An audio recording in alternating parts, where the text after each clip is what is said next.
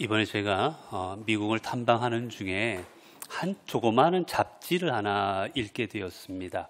그 잡지 내용에 한 사진이 하나 나와 있었어요. 그 사진에는 뭐냐면 한 사람이 이렇게 외주를 타고 건너가고 있는데 어떤 한 사람을 업고 있는 그런 사진이었습니다. 그 사진의 주인공은 바로 찰스 블론딘이라는 사람입니다. 1859년도에 찰스 블론딘이라는 이 프랑스의 고개사가 많은 사람들에게 선포합니다. 내가 나이아가라 폭포에 외주를 걸고 건너가겠노라고.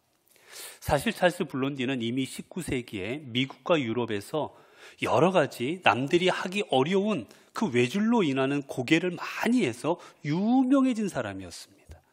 많은 사람들이 알고 있는 그 유명인이었어요. 근데 그 사람이 세계 최초로 이 나가야 폭포에 이 캐나다에서 미국 그쪽으로 줄을 연결해서 이제 내가 건너가겠다라고 사람들 앞에 공포합니다. 많은 사람들이 대단한 광경이겠다라고 이제 기대하지요. 당일날이 되었습니다. 당일날이 되었을 때 찰스 블론딘은 이제 약 48m가 되는 높이 지점에 18m가 되는 18km가 되는 긴 장대를 가지고 이제 그 외주를 건너기 시작합니다. 외주를. 많은 사람들이 숨죽이고 쳐다봐요. 집어삼킬 듯하게 폭포가 내리치고 있는 그 옆에를 찰스 블론딘이 한 걸음 한 걸음 걸어가기 시작합니다. 결국 그 마지막 지점까지 무사히 찰스 블론딘이 넘어갑니다. 많은 사람들이 열광했어요. 야, 어떻게 저 물 위를 죽을 수도 있는데 저걸 어떻게 건너갈 수 있나. 많은 사람들이 열광합니다. 그러자 찰스 블론딘은 여기에 만족하지 않고 어떻게 하느냐? 뒤로 건너가기 시작합니다. 뒷걸음질을 쳐서. 그 다음에는 어떻게 하느냐? 뒷걸음을 쳐서 건너고 나자 눈에다가 안대를 합니다. 안 보고 걸어가는 거예요. 그것도 건너가고 나자 이제는 자전거를 타고 건너갑니다. 많은 사람들이 기겁을 합니다. 어떻게 저런 실력을 가질 수가 있을까? 환호하고 열광합니다.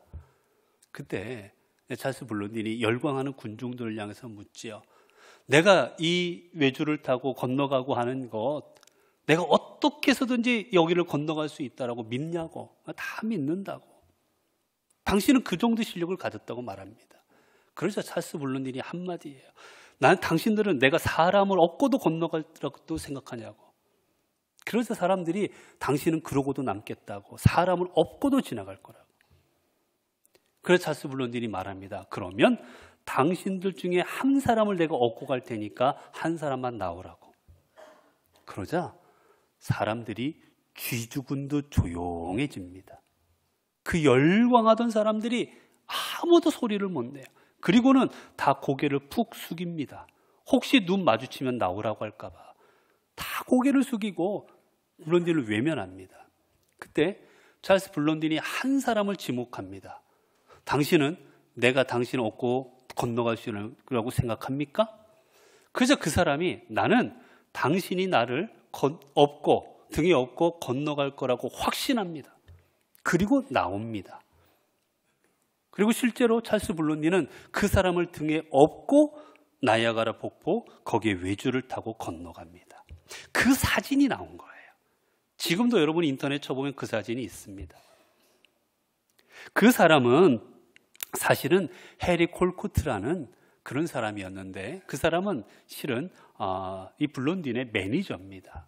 매니저이긴 했지만 어쨌거나 여러분 그 해리 콜코트라는 사람이 이 블론딘이 여기를 이 사람을 업고 건너가도록 자신이 허락한 이유가 무엇이겠습니까? 믿었기 때문이에요. 블론딘이 아무리 내가 매니저라도, 여러분 매니저는 생명이 없습니까?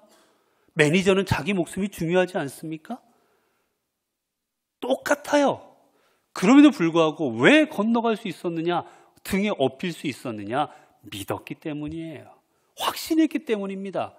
저 블론딘이 나를 안전하게 저 건너편으로 업고 갈 것이라고 확신하고 믿었기 때문에 자기 자신을 그의 등에 맡길 수가 있었던 겁니다. 여러분, 믿음이라는 건 뭡니까? 믿음은 말로 믿습니다, 확신합니다, 그렇게 될 것입니다라고 하는 게 믿음이 아닙니다.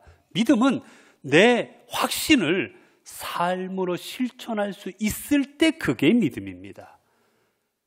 아무리 머리로 믿는다 해도, 아무리 입으로 믿는다 고백해도 그것을 내 삶으로 실현하지 못한다면 그거는 믿음이 아닙니다.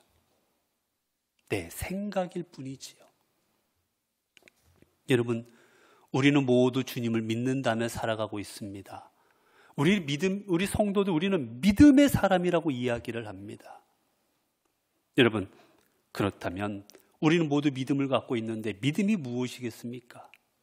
믿음이라는 게 무엇입니까, 여러분? 그것은 다른 게 아니라 하나님께서 내 인생을 책임져 주시고 내 생명을 구원해 주시고 하나님께서 내 인생을 하나님께서 가장 좋은 길로 이끌어 주실 줄로 믿고 그 하나님께 내 삶을 내어 맡겨드리는 것. 하나님 등에 업혀서 하나님께서 외주를 타시든 아니면 하나님께서 광야를 걸어가시든 하나님이 바다 위를 걸어가시든 하늘을 나르시든 어디든 가시든 내 자신을 하나님 등에 맡기는 사람, 그게 믿음의 사람인 겁니다. 입으로 믿는다고 해서 믿음의 사람이 아닌 거예요. 내가 믿습니다, 내가 주실 줄로 믿고 확실합니다, 아닙니다. 하나님 앞에 맡기는 사람만이 믿는 사람인 겁니다. 여러분, 하나님께서는 이 땅을 살아가는 우리들에게 구원을 주시고자 죄 가운데 빠져서 결국 죽을 수밖에 없는 우리들을 구원하시고자 예수 그리스도를 보내십니다. 그리고 그 예수 그리스도로 말미암아 십자가의 은혜로 말미암아 우리는 죄로 인한 사망이 아닌 주님으로 인하여 영원히 살아갈 수 있는 영생을 우리에게 허락하십니다. 더 이상은 죄의 종이 아닌 하나님의 자녀로 살아갈 수 있는 특권을 주십니다. 그런데 하나님께서는 하나님의 은혜 가운데 구원 얻은 하나님의 자녀의 특권을 얻은 우리에게 그 구원을 공짜로 무조건적인 하나님의 은혜로 주셨건만 우리에게 하나 요구하시는 게 있습니다. 하나님의 자녀된 우리에게 요구하시는 게 하나 있어요. 그게 무엇인 줄 아십니까? 그건 바로 믿음입니다. 하나님 우리에게 재산을 바쳐라, 우리에게 뭐 다른 거 바쳐라, 여러분 그거를 요구하시는 게 아니라 우리에게 요구하시는 건 바로 무엇이냐? 믿음인 거예요. 단 하나 믿음을 요구하십니다. 하나님께서는 아브라함을 하나님의 사람으로 선택하여 주셨습니다. 그리고 그에게 언약을 주십니다. 내가 내 자녀들을, 내 후손들을 이끌어 줄 것이다. 그런데 그 아브라함을 선택하면서 하나님께서는 그에게 하나 요구하시는 게 있었습니다. 무엇이었습니까? 내 아들 이삭을 내게 바쳐라. 바로 믿음입니다. 하나님께서 이 아들 이삭을 바침에도 불구하고 이 아들을 책임져 주시고 살려 주실 것이라는 믿음, 하나님이 주신 아들을 헛되이 하지 않을 것이라는 그 믿음을 삶으로 주님 앞에 보여주기를 원하셨습니다. 그래서 그가 입으로 믿습니다, 믿습니다 하는 것에 만족하지 아니하시고 그가 아들을 바치는 그 장면을 직접 실행하게 하신 겁니다. 여러분, 우리 그리스도인들은 다 믿음을 갖고 살아갑니다. 우리 그리스도인들 중에 믿음이 없는 사람은 아마 한 분도 없으실 겁니다. 우리는 다 각양각색의 믿음 속에서 살아가고 있습니다. 그런데 문제는 뭐냐? 각양각색의 믿음이라는 거예요. 우리의 믿음의 모습이 다 다르다는 겁니다. 어떤 분의 믿음은 어디에 있나? 도대체 이 믿음이, 이분의 믿음이 무엇인가? 찾아보기도 어려울 정도로 작은 믿음 속에 살아갑니다. 어떤 분의 믿음은 도대체 저분의 믿음은 어떻게 저런 믿음을 가질 수 있을까? 태산을 옮길 만한 큰 믿음을 가진 분도 있습니다. 어떤 사람의 믿음은 잘못된 믿음 가운데 살아가는 분도 있습니다. 내가 지금 잘못 믿고 있는데도 깨닫지 못하고 잘못된 믿음으로 살아가는 사람도 있어요. 반면 바른 믿음을 가지고 하나님을 온전히 섬기며 살아가는 믿음의 사람도 있습니다. 여러분, 우리가 오늘날 살아가면서 왜 우리 그리스도인들이 세상으로부터 인정받지를 못합니까? 수많은 조사들에 의하면 대략 대한민국에 살아가는 사람들 중에 5사람 중에 4명은 우리 그리스도인들을 믿지 않습니다. 불신합니다. 교회를 불신합니다. 왜 그렇습니까? 우리가 믿는다 하면서도 믿음의 삶을 살아가지 못했기 때문이에요. 하나님이 능력 없고 하나님이 잘못된 분이었기 때문이 아니라 오늘 우리가 믿음으로 살아가지 못했기 때문인 겁니다. 여러분, 그렇다면 이제 우리가 가져야 될 믿음의 모습은 무엇이겠습니까? 우리가 지녀야 될 믿음은 어떤 모습이시겠습니까? 우리는 우리의 믿음이 이제 어떤 믿음이 되는지 진지하게 돌아보아야만 될 것입니다. 오늘 본문에 보면 이제 예수님께서 이제 혼자로 계시다가 제자들이 먼저 마을로 들어갔습니다. 마을로 먼저 들어갔는데 그곳에 한 아이의 아버지가 아이를 데리고 왔는데 아이가 말 못하고 듣지 못하게 하는 귀신이 들렸습니다. 그래서 제자들이 그 아이의 귀신을 내어 쫓으려고 했지만 쫓아지지가 않는 겁니다. 사람들이 웅성웅성합니다. 왜 예수님을 믿는다면서도 못하느냐고 웅성웅성할 때 그때 때마침 주님께서 그곳에 당도하셨습니다. 그리고 주님께서는 그들에게 어떤 일인지를 물어보신 후에 그들에게 어떤 말씀을 주시느냐, 오늘 본문의 말씀입니다. 오늘 19절에 보니까 이 제자들이 그 귀신을 내어 쫓지 못하고 있는 그 장면 가운데 주님은 그들에게 이렇게 말씀하십니다. 믿음이 없는 세대여, 내가 얼마나 너희와 함께 있으며 얼마나 너희에게 참으리요, 그를 내게로 데려오라. 그 귀신을 내어 쫓지 못하고 있는 제자들과 그들과 함께 있는 군중들과 그들과 논쟁하고 있는 종교 지도자들을 향해서 주님 말씀하십니다. 이 믿음이 없는 세대요, 너희는 믿음이 없는 세대라는 겁니다. 주님께서는 왜 이런 말씀을 하셨을까? 이 말씀이 가진 의미가 과연 무엇일까? 누구를 향한 말씀일까? 믿음이 없는 세대라고 지금 주님께서 질책하고 있는 첫 번째 대상이 누구냐? 바로 종교 지도자들입니다. 오늘 본문에 보면 서기관들, 그리고 바리새인들, 그리고 제사장들, 소위 말하는 이 시대 지도자들, 그들을 향해 주님은 말씀하십니다. 이 믿음이 없는 세대요. 왜 그들에게 믿음이 없는 세대로 말했을까? 여러분, 이들은 대단한 사람들이었습니다.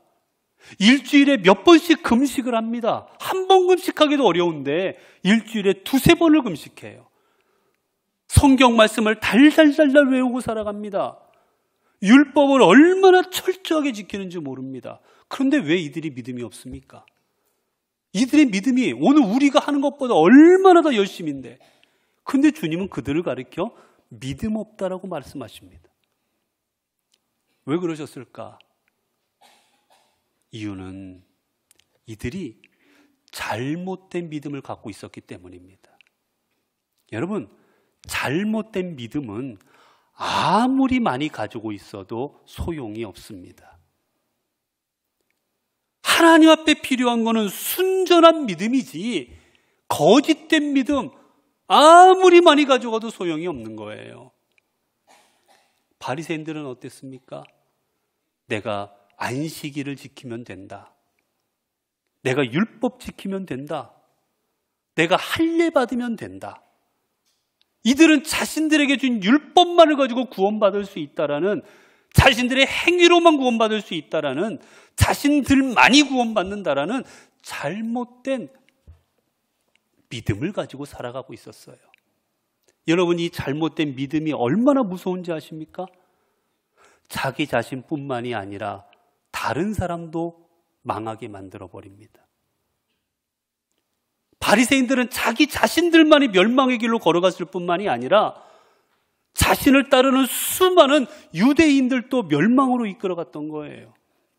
그래서 주님이 그들을 향해 선포하십니다. 독사의 자식들아, 이 회칠한 무덤 같은 자들아, 감히 어떻게 주님의 입에서 저런 험한 말이 나올 수 있을까? 그 말씀들을 종교 지도자들에게 하십니다. 이유는 다른 사람들을 잘못된 길로 끌고 가고 있었기 때문이에요. 여러분, 이 잘못된 믿음이 얼마나 더 무서운지 결국 이 잘못된 믿음의 눈으로 바라보니 예수님도 이단입니다. 예수님조차도 이단이에요. 이들 눈으로 보니까. 그래서 예수님을 십자가에 달아 죽여버립니다. 여러분, 잘못된 믿음을 가지면 예수님도 안 보입니다. 하나님도 안 보입니다. 오로지 나만 보입니다. 내가 옳습니다. 오로지 내가 생각하는 게 맞습니다. 다 잘못됐어요. 나만이 맞다고 생각하고 나아갑니다. 그래서 주님은 그들을 향해 말씀하십니다. 그토록 열심히 있었지만 이 믿음 없는 세대요. 그리고 두 번째, 믿음 없는 세대란 말을 듣는 대상이 누구냐? 제자들입니다. 이 제자들이 어떤 믿음을 갖고 있어야 그랬습니까?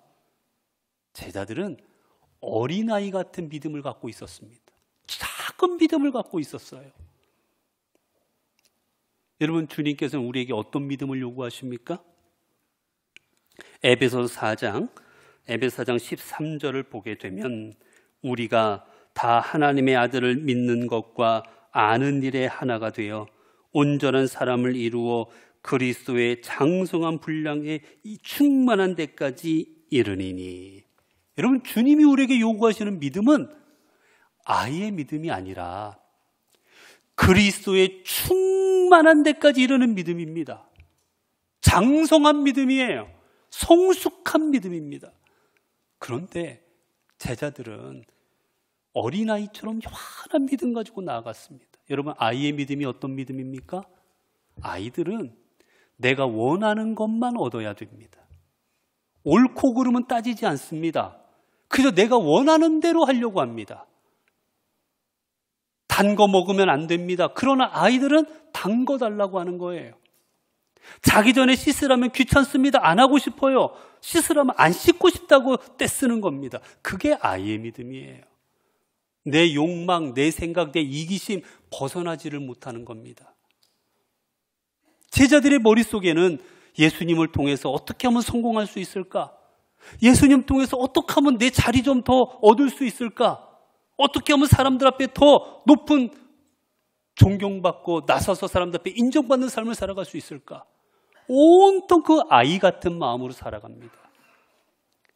주님이 3년간이나 데리고 다녔지만, 가르쳤지만 그 믿음이 자라지를 않아요. 똑같습니다.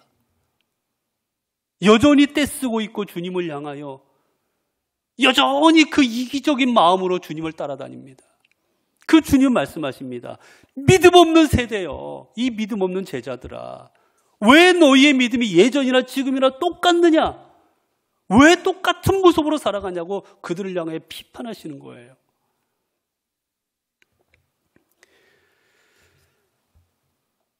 데이비드 리버만이라는 심리학자가 쓴 나에게 분명 문제가 있다라는 그런 베스트셀러가 있습니다. 아주 많은 사람들에게 읽혔던 책인데 책 내용이 되게 재밌습니다.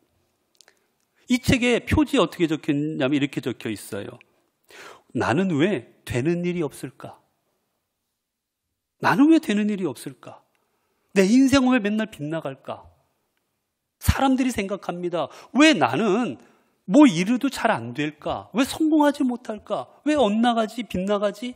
많은 사람들이 고민합니다. 그리고는 생각하지요. 아, 때가 안 맞았다. 뭐 날 도와주는 사람이 없었고 여러 이유들을 댑니다. 그런데 이 책에서는 그 이유들을 쫙 설명해 나갑니다. 근데 그 핵심이 뭔지 아십니까? 핵심은 이거예요. 문제는 너 자신에게 있다. 다시 말해 나 자신에게 있는 걸 깨달아라. 그 문제들을 하나하나 다 지적합니다. 이런 몇 가지를 쭉 지적해요. 우리들이 어떤 문제가 있는지.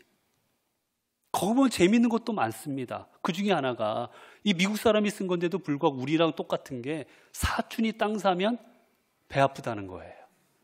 그 공통인 것 같습니다. 미국이나 우리나 다 똑같나 봐요. 따는 사람들이 잘 되면 배 아프다라는 거예요. 그런 인식으로 살아가는 우리들 잘 될 거냐는 거죠.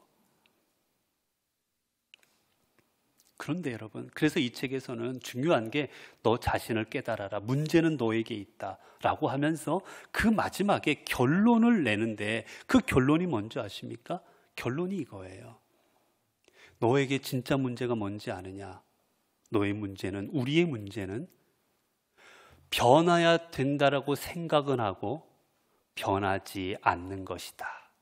이게 바로 이 책에서 말하는 결론 중에 하나입니다. 많은 사람들이 생각해요. 변해야지.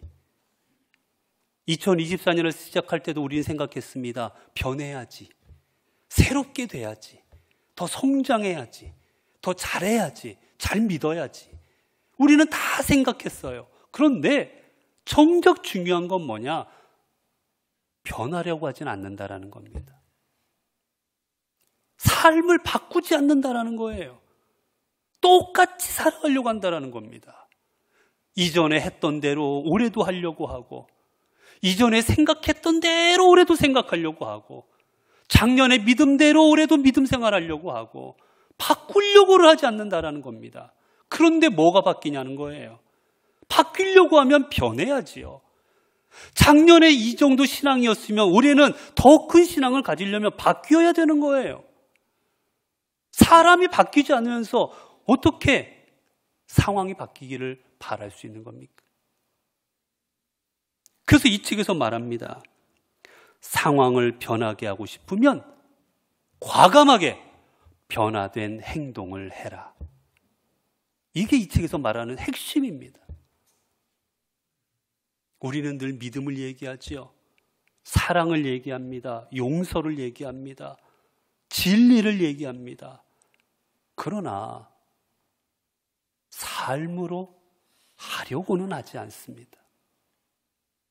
언제나 입에서만 하고 머리에서만 하고 머리로 사랑하고 입으로 사랑하고 삶으로는 사랑하지 않고, 진리도 마찬가지입니다. 머리로는 진리를 생각하고 입으로는 진리 복음 하지만 우리의 삶은 동떨어진 삶을 살아갑니다.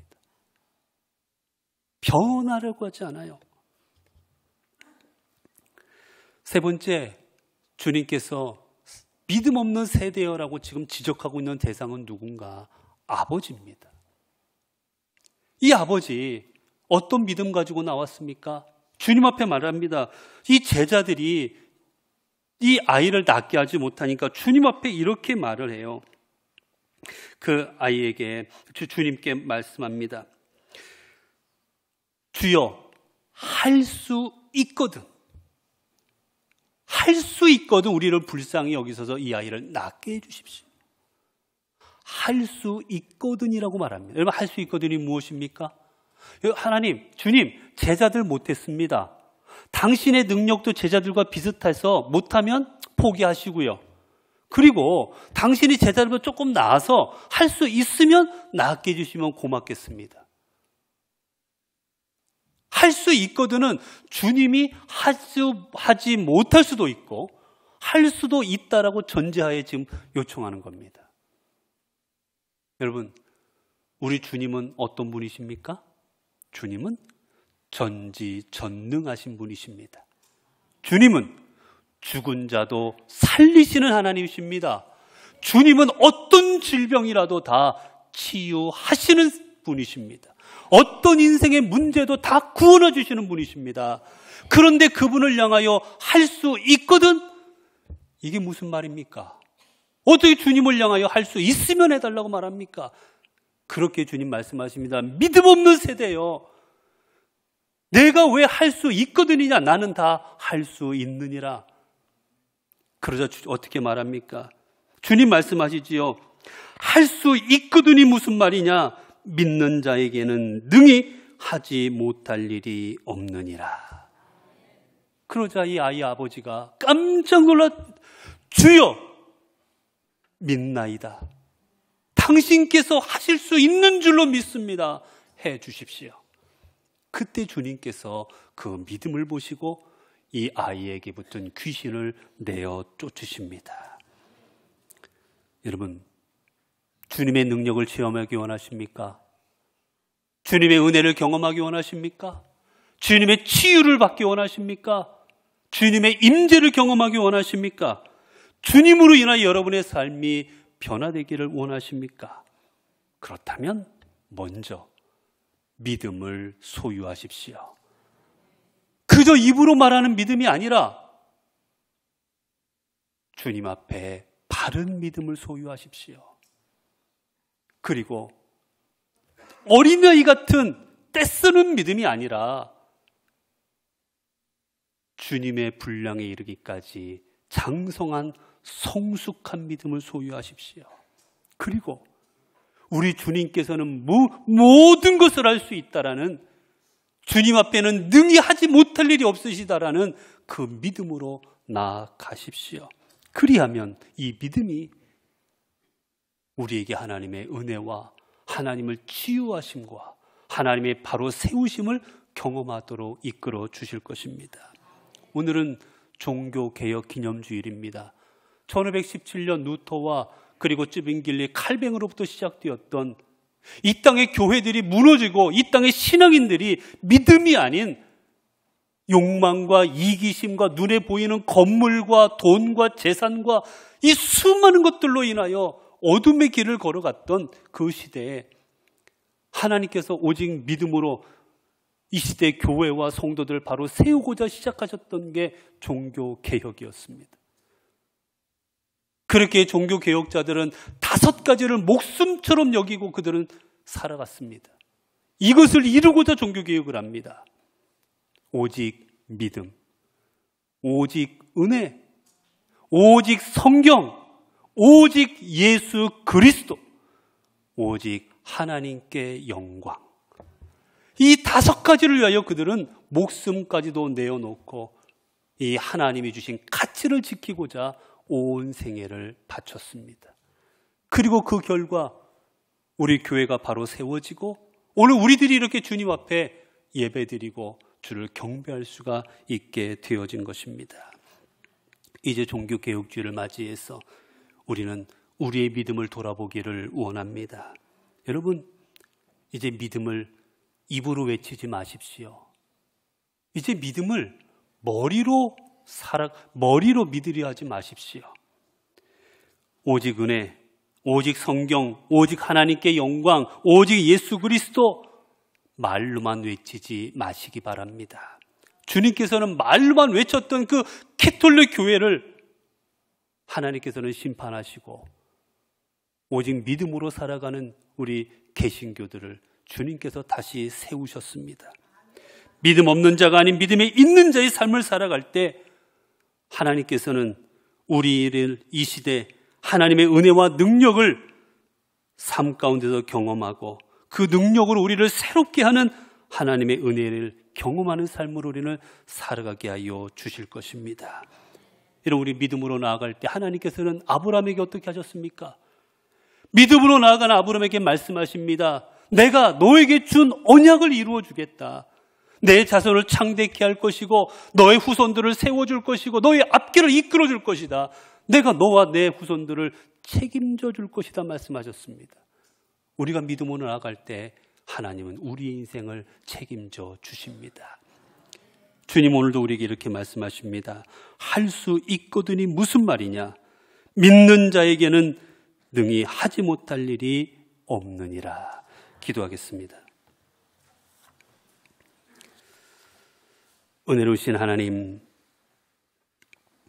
종교개혁주의를 기념하는 종교개혁 기념주의를 맞이하여 오늘 저희들의 삶을 돌아보게 하여 주시니 감사합니다.